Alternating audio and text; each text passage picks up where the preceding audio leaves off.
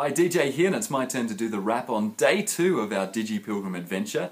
Thanks for taking the time to watch this video blog, and if you've been able to follow along with us as well through our tweets or our pics or in some other way, then we really appreciate your interest and support, and we hope that something that we share either in this blog or along the way will be in some way enriching to you as well.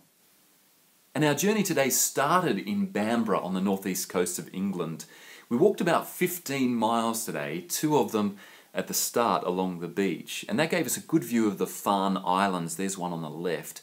St Cuthbert spent some time on the Farne Islands, and this is Sea Houses. It's one of several beautiful, enchanting little villages that we passed through today.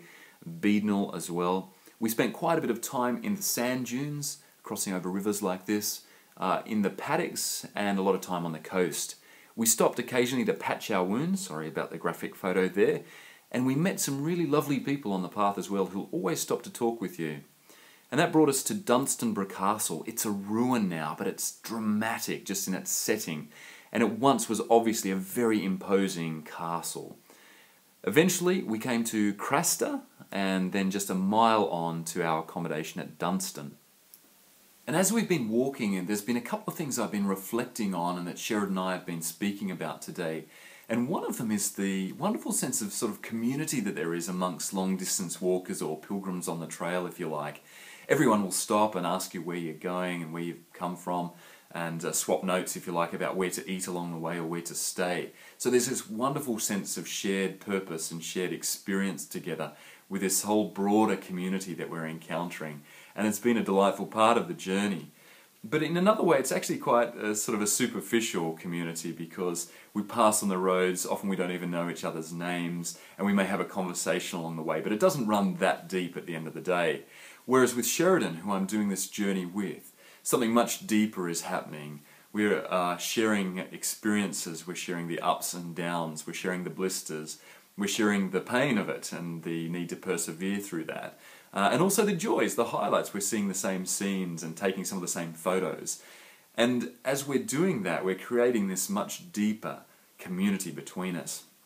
And it's made me think we are such communal social beings. We're made for relationship, if you like. We thrive when we're in a relationship.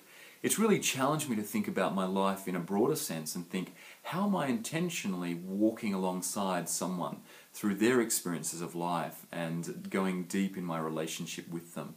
How am I building community with other people? Is it a bit shallow at times? Is it more that I cross paths with people, swap a few notes, and then carry on with my life? Or am I intentionally building community and relationships through shared experiences, the highs and the lows, opening up and being vulnerable with other people? So that's one thing I've been reflecting on in this journey so far. That's about a wrap for day 2 of our digital pilgrimage. Thanks so much for being part of it. We would really love to hear from you. So do tweet us or send us a message. You can find us at the hashtag Digi-Pilgrim. I'm at DJKONZ on Twitter. Sheridan is at Sheridan Voisey. You can also join in through at Big Bible or through the bigbible.org.uk website, and a big shout out to them for their support of this crazy venture that we're on. And we'll give you another wrap in 24 hours. In the meantime, we pray that God does something really rich in your heart and soul as you walk along this pilgrimage called life. God bless. See you soon.